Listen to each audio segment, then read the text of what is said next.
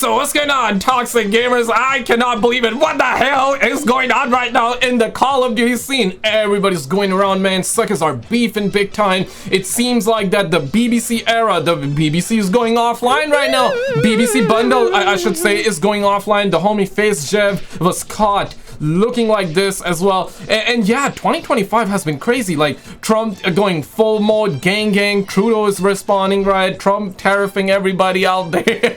John Cena going heel, and we also now have the news that Activision is shutting down, and then we're finding out that emo blame truth era has finally begun. Yeah, emo blame truth era has begun, guys. I want to show you guys this video here. Clench your butt cheeks for this one, guys. Shout out to the homie Nero Cinema. If you're new here, you do not have to like the video, you do not have to subscribe. I'll post random stuff. I have to after the news, guys. Roll it. Really massive news to go over here today. As it turns out, Activision and the Call of Duty franchise are somehow, miraculously, down even worse than we initially thought they were. We all know that Activision is banking on Verdansk to basically save Warzone and save the dwindling player count that we have here in the COD franchise. We've even heard it from Charlie Intel, who's been like the main source for COD news for over a decade now. Well, what if I told you that Warzone itself and the future of the Call of Duty franchise depends on Verdansk entirely? Today we got this leak from Ghost of Hope, who is somebody I've covered on the channel here dozens of times, and he posted to Twitter some new information about Call of Duty 2026. And yes, I know COD 2025 isn't even out yet, but that's how the COD development cycle works, man. They make all these... Yeah, we talking about Call of Duty 2026, man.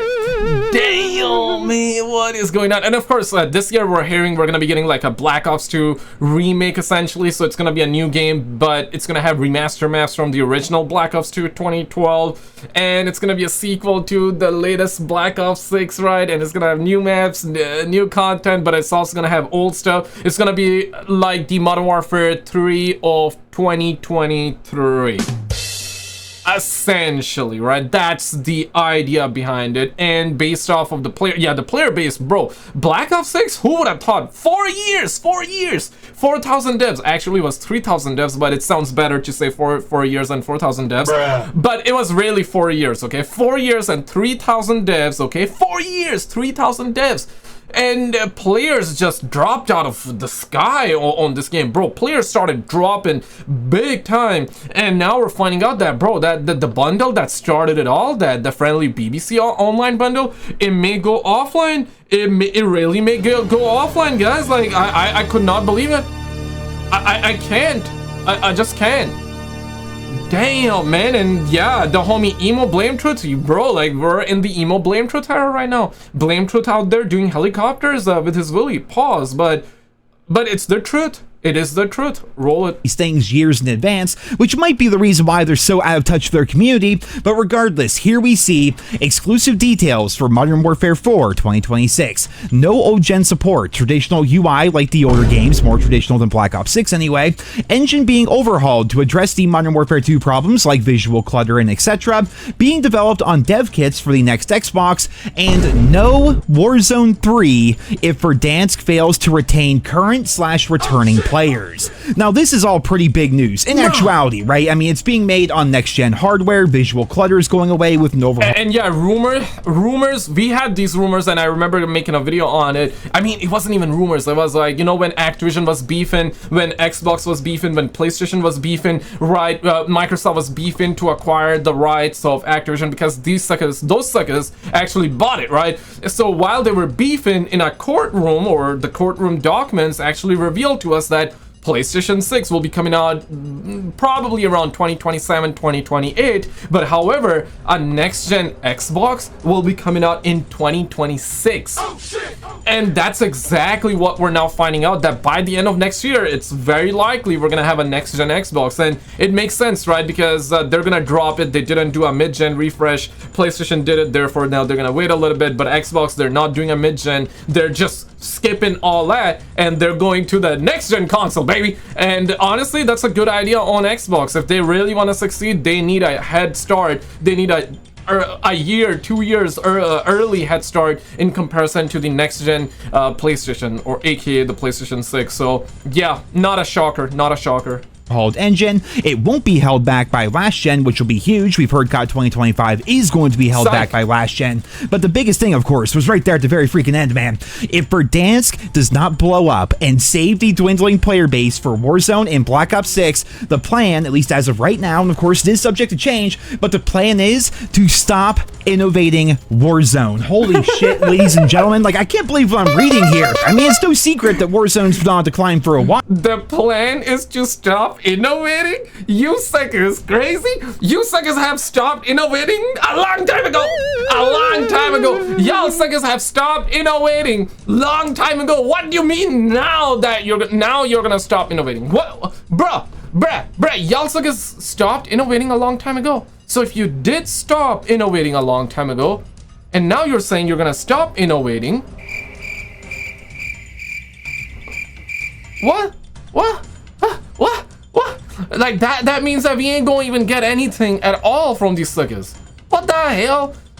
Damn, man. It blew up because of COVID. Let's be real here. I mean, the initial game did have some things about it that a lot of people liked and were pretty good and everything, but let's keep it $1.50. A big part of why Warzone blew up as compared to Blackout was it was free to play, and it came out right during the COVID shutdowns, man. It was a global pandemic. It was the perfect time for a video game like that to come out. But ever since then, when the world started to heal a little bit, the hype behind Warzone started to die down. They launched Warzone 2, and that was such a colossal failure that they removed the name Warzone 2 and went back to just calling it Warzone, and it seems like it's just been on a very slow decline ever since then. With the community seemingly turning their backs on Call of Duty this year, player counts are lower than we have ever seen here in this franchise. Like, normally when we see player counts like we're seeing currently on Steam, and also just the sheer amount of players that they're losing every single month, normally we have to wait until the end of the game's life cycle to see player numbers. Oh my god, bro. Say it ain't so, bruh. Oh my god. God, bruh. Hell no, bruh. Get your ass on, boy. That is crazy. That is crazy. This is one of my favorite sound effects, by the way. Yeah. Man. Black Ops 6, listen, man, Black Ops 6 ain't even that bad. Truth be told, though, it ain't. Maps are trash, though. Maps are garbage.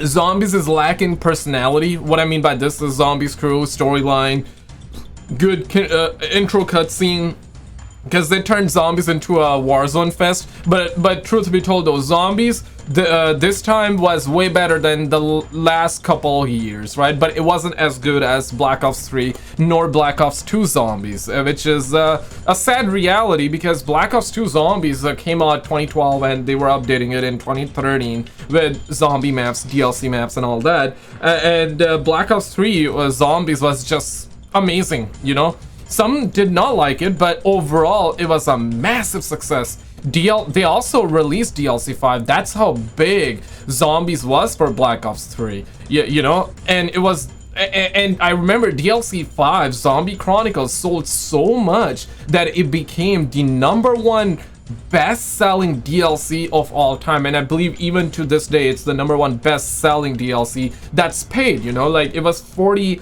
I believe it was 40 Canadian, 30 USD at the time. So yeah, it was crazy. And ask yourself this: Black Ops 4 zombies came out, regardless of what your opinion was at the time and regardless of what your opinion of the mode is currently, because right now, of course, like, people gonna say Black Ops 4 zombies wasn't that bad. Why? Because it's all a comparison game, right? Because nowadays zombies or content that we get is just not that good. It's very piss poor quality. So people always look back and they're like, it wasn't even that bad. So regardless of what your opinion is, at the time when Black Ops 4 came out, it was performing so badly that they even cut the budget off it halfway through. And mind you, we had season pass for Black Ops 4. Yeah, people paid money for that. A season pass, like they paid early money. They paid early to get the future content, and essentially halfway through, after DLC 2, which was a chaos DLC map, after that, those suckers said, psych, they canceled the zombies chaos storyline, okay? They cut the budget, and then essentially we started getting remake maps. So DLC 3 was a Nuketown remake. the ending cutscene being like animated, or it was just like a couple of pictures, you know, animated this and that. It wasn't even a real CGI cutscene, and the reason was that those suckers cut the budget, man, because it wasn't doing too well. So this is what we're talking about. Activision out here, man. This is who we're talking about. These suckers don't care. These suckers were ruthless, bro. You bought season pass. People paid money for that, and then halfway through, they were like, okay, bro, psych, we're gonna pull out real quick, unpause, and we're gonna do that crap. And they did that crap, bro. It's crazy, bro. It is crazy, man. This slow. Like, typically we're after the beta for the new game, we're a month or so out from the new game launching. Like, typically that's when COD is at its lowest point, and we've already hit that just a few months into Black Ops 6 and Warzone. Like, that's how bad the COD franchise is right now. And instead of addressing the underlying issues as to why the community is leaving in the first place, Activision decided to hit the nuclear button and bring back a 5-year-old Warzone map, and they think somehow that that's going to right the ship and basically save everything. We talked about it before. Initially they doubled down on Verdansk, then they tripled down on Verdansk. Well, today they quadrupled down on Verdansk, saving the series, because believe it or not, they delayed season 3 for Black Ops 6 and Warzone. I'm not making this up, guys. It came out today, right before that news from the Ghost of Hope. They have delayed season 3. It's now going to launch 2 weeks later than expected, and the reasoning is pretty simple. They want to make sure this update goes through without a hitch, because they only get one shot, one opportunity, if you will, to relaunch Verdansk, right? And that and initially I do see Verdansk blowing up though, but will it last? Probably not. So them getting rid, or not necessarily getting rid of, I believe they're gonna get rid of if the player base dwindles. That's kind of like what we're finding out. So if that happens, that means they're gonna really prioritize zombies and multiplayer, and also campaign, and perhaps a new mode, which I think is a good thing. I think that's a good thing. Maybe they're gonna keep Warzone around, but they're gonna stop updating that, right? It's just gonna be like a, keep the servers online, and whoever is playing, I guess, can keep on buying the friendly BBC bundles and all that, right? So they can keep on buying the they can keep on buying the UAV online bundles, the BBC bundles and all that, but they're not gonna innovate the bundles. They're not gonna, I mean, they're gonna innovate the bundles, but they're not gonna innovate the game content. I mean, even right now they're not innovating. So that's the thing. I'm like, bro, them saying they're gonna stop innovating, bruh, like, when were you suckers were ever innovating? That's my, so I don't know about that one. I guess that remains to be seen. But if they stop for real innovating, for real, if they stop innovating, maybe it's gonna be a good thing for the multiplayer fans, zombies fans, camping fans, and maybe they're gonna come up with a new mode, and that might actually be a banger.